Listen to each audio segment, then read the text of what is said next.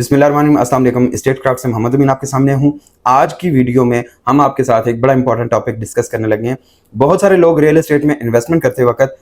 Confuse होते हैं कि कमर्शियल प्रॉपर्टी परचेज की जाए या रेजिडेंशियल प्रॉपर्टी परचेज की जाए। तो आज की वीडियो में इस सारे चीज को हम समराइज करेंगे कि रेजिडेंशियल प्रॉपर्टी क्या चीज है, कमर्शियल प्रॉपर्टी क्या चीज है, इन दोनों में फर्क क्या होता है, बाई लॉज जो रूल्स एंड रेगुलेशंस हैं, कानून है, वो दोनों के मतलब क्या कहता है, रियल एस्टेट में इन दोनों की इंपॉर्टेंस क्या है, दोनों के दरमियान में मेजर डिफरेंसेस क्या हैं, प्लस कि किस पे ज्यादा प्रॉफिट है, टैक्सेस किस पे हैं, मुनाफा किस में है, नुकसान किस में है।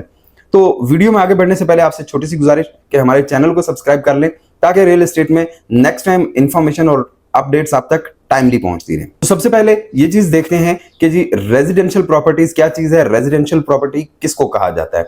तो वो तमाम प्रॉपर्टीज जो प्योरली सिर्फ और सिर्फ रिहायशी मकासद के लिए इस्तेमाल की जाती हैं उनको रेजिडेंशियल प्रॉपर्टीज कहा जाता है। अब रेजिडेंशियल प्रॉपर्टीज में आपके पास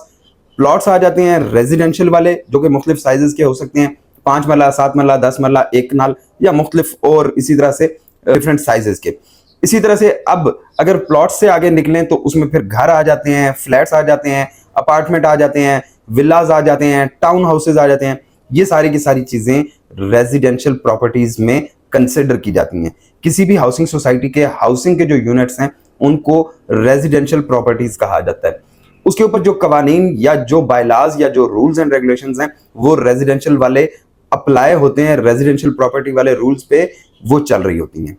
कोई भी ऐसी प्रॉपर्टी जो सिर्फ और सिर्फ कारोबारी मकासद के लिए, कमर्शियल पर्पसेस के लिए यूज की जाती है उसको कमर्शियल प्रॉपर्टी कहा जाता है। अब कमर्शियल प्रॉपर्टी की जो टाइप्स हैं, आगे जो कैटेगरीज हैं उनको डिस्कस करते हैं कि किसी भी हाउसिंग सोसाइटी या किसी भी जगह पे कोई भी अगर कमर्शियल प्लॉट है या कोई प्लाजा है जिसमें ऑफिसेज हैं या कोई शॉप्स हैं या कोई कोवर्क स्पेस है, गोदाम है या शॉपिंग मॉल्स हैं, रेस्टोरेंट और होटल प्लेसेस हैं, ये सारी की सारी वो चीजें हैं जो प्योरली कमर्शियल पर्पस के लिए यूज हो रही होती हैं।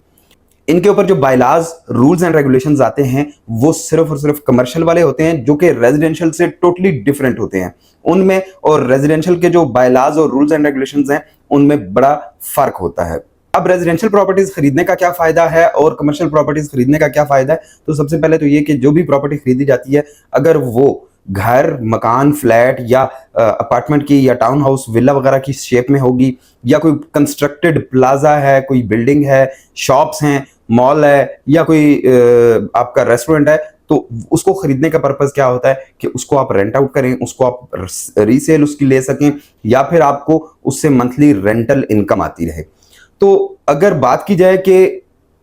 रेजिडेंशियल प्रॉपर्टी कौन कौन खरीदना चाहता है तो उसमें हर वो बंदा जिसकी रिक्वायरमेंट रिहाइश होगी, जो छोटी इन्वेस्टमेंट करना चाह रहा है, जो लॉन्ग टर्म बेनिफिट लेने के लिए थोड़े थोड़े मार्जिन के साथ, थोड़े थोड़े प्रॉफिट के साथ या थोड़ी रेंटल वैल्यू के साथ अगर इन्वेस्टमेंट करना चाह रहा है तो उसके लिए सबसे सूटेबल रेजिडेंशियल प्रॉपर्टी है।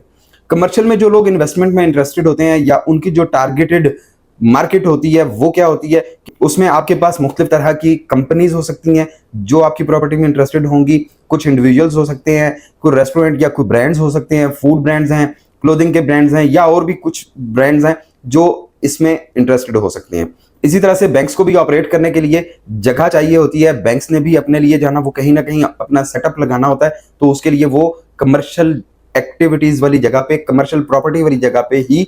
अपना सेटअप लगाते हैं।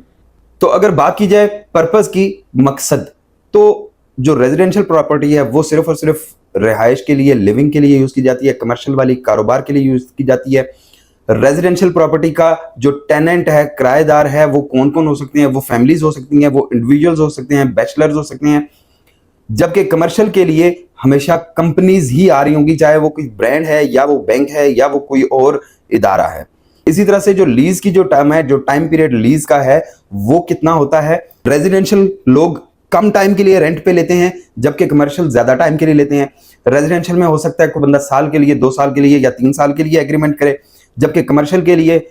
मिनिमम 3 साल का एग्रीमेंट होता है। इसी तरह से 12, 15, 20 साल तक का भी एग्रीमेंट हो सकता है। बैंक्स और बड़े ब्रांड्स लॉन्ग टर्म की इन्वेस्टमेंट करते हैं, लॉन्ग टर्म का एग्रीमेंट करते हैं। इसी तरह से अगर मेंटेनेंस की बात की जाए तो कमर्शियल प्रॉपर्टीज की जो मेंटेनेंस है वो आपको प्रोफेशनली करवानी पड़ती है और उसके ऊपर कॉस्ट भी ज्यादा आती है, जबकि रेजिडेंशियल प्रॉपर्टीज की जो मेंटेनेंस है वो कम, मॉडरेट या लीस्ट प्राइस पे हो सकती है, कम कीमत के साथ की जा सकती है। इन्वेस्टमेंट की बात की जाए तो अगर आप रेजिडेंशियल प्रॉपर्टी खरीद रहे हैं तो उसमें आपकी कम इन्वेस्टमेंट होगी, जबकि अगर आप कमर्शियल प्रॉपर्टी वाली साइड पे जाएंगे तो उसके लिए आपको ज्यादा इन्वेस्टमेंट की जरूरत होगी। रिटर्न की बात की जाए तो रेजिडेंशियल प्रॉपर्टी का जो रेंट है या जो रिटर्न है वो स्टेबल होता है, कम होता है, लेकिन लॉन्ग टर्म तक चलता रहता है। कमर्शियल प्रॉपर्टी की बात करें तो उसमें पोटेंशियल तो बहुत ज्यादा होता है, लेकिन उसमें रिस्क भी ज्यादा होता है कि हो सकता है कि आपकी प्रॉपर्टी खाली पड़ी रहे और बहुत अरसे तक खाली पड़ी रहे। अब अगर बात की जाए कि कौन से लोगों के लिए कौन सी इन्वेस्टमेंट ज्यादा सूटेबल है, तो रेजिडेंशियल जो प्रॉपर्टीज हैं उनकी अगर बात करें, वो जो बिल्कुल स्टार्टअप वाले लोग हैं जो बिल्कुल स्टार्ट ले रहे हैं, उनके लिए इन्वेस्टमेंट के लिए सबसे अच्छी अपॉर्चुनिटी होती है रेजिडेंशियल प्रॉपर्टी। अगर वो मुस्तकिल मिजाजी के साथ चलना चाहते हैं तो रेजिडेंशियल प्रॉपर्टी में इन्वेस्टमेंट कर लें, उस पर रिटर्न तो थोड़ा मिलेगा लेकिन उसमें रिस्क भी कम होगा। जबकि कमर्शियल में अगर आप जो रेंटल है उसकी बात करें तो कमर्शियल का रेंटल भी ज्यादा होता है, उसकी रेंटल वैल्यू ज्यादा होगी, लॉन्ग टर्म के लिए लीज होगी, बट उसमें खाली रहने के चांसेस बहुत ज्यादा होते हैं और उसके अंदर आपकी इन्वेस्टमेंट भी बहुत ज्यादा होती है। बायलाज और रूल्स की बात की जाए तो रेजिडेंशियल के जो बायलाज और रूल्स हैं वो तकरीबन हर जगह पे सेम होते हैं। मोस्टली रेजिडेंशियल अकोमोडेशंस में या रेजिडेंशियल प्रॉपर्टीज में आप कमर्शियल एक्टिविटीज नहीं कर सकते, किसी किस्म के बिजनेसेस रन नहीं कर सकते, ऑफिसेज नहीं बना सकते या और किसी किस्म की कारोबारी या तिजारती सरगर्मी नहीं कर सकते। कमर्शियल में आपको पहले प्रॉपर अप्रूवल लेनी पड़ती है, आपके जो यूटिलिटी बिल्स हैं वो सारे के सारे कमर्शलाइज्ड होते हैं जो कि रेजिडेंशियल से थोड़ा सा महंगे होते हैं। बहुत सारी जगहों पे आपकी जो हाउसिंग सोसाइटीज हैं या जो आपकी अथॉरिटीज हैं वो आपको कमर्शियल प्रॉपर्टी के लिए बिजनेस कंप्लाइंस बहुत स्ट्रिक्ट देती हैं। वहां पे आपको फायर सेफ्टी का ख्याल रखना पड़ता है, वहां पे आपको एक्सेसिबिलिटी का ख्याल रखना पड़ता है और बहुत सारी चीजें। इसी तरह से जब आप कमर्शियल प्रॉपर्टी लेंगे तो उसके ऊपर आपको टैक्सेस भी ज्यादा पड़ेंगे, उसके ऊपर आपको जीएसटी भी पड़ेगा और बहुत सारी चीजें एक्स्ट्रा हो जाएंगी, जबकि रेजिडेंशियल में ये सारी की सारी चीजें कम हो जाती हैं। ज्यादा रिटर्न चाहिए, लॉन्ग टर्म की लीज चाहिए और अगर आप टेनेंट्स को, किराएदारों को मैनेज कर सकते हो तो उसके लिए कमर्शियल सबसे बेहतरीन ऑप्शन है। बिजनेस कोई भी आपने स्टार्ट करना है तो उसके लिए आपको पहले परमिशन लेनी पड़ेगी, मुतल्लिका इदारों के साथ आपको कोलैबोरेट करना पड़ेगा, उनके तावन से ही आप आगे चल सकते हैं। जबकि रेजिडेंशियल के लिए आपको ये सारी की सारी फॉर्मेलिटीज नहीं पूरी करनी पड़ती। जस्ट आपने फ्लैट खरीदा, मकान खरीदा या अपार्टमेंट लिया, टाउन हाउस लिया और आपने उसको रेंट पे लगा दिया। इसके लिए आपको इतनी ज्यादा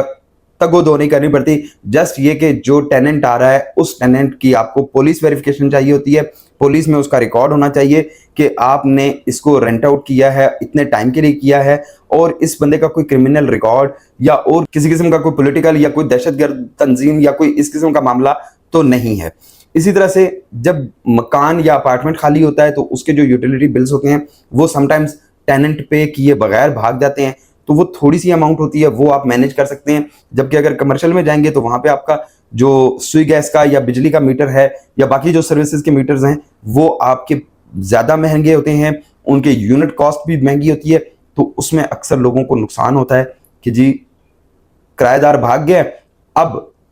बिल्स आपको पे करने पड़ रहे हैं। व्यूअर्स, किसी भी किस्म की प्रॉपर्टी परचेज करने से पहले कानूनी तौर पे उसकी जो लीगल स्टेटस है उसको कंफर्म करना जरूरी होता है, नंबर 1। नंबर 2 कि आपको ये पता होना चाहिए कि ये प्रॉपर अप्रूव्ड है या नहीं है।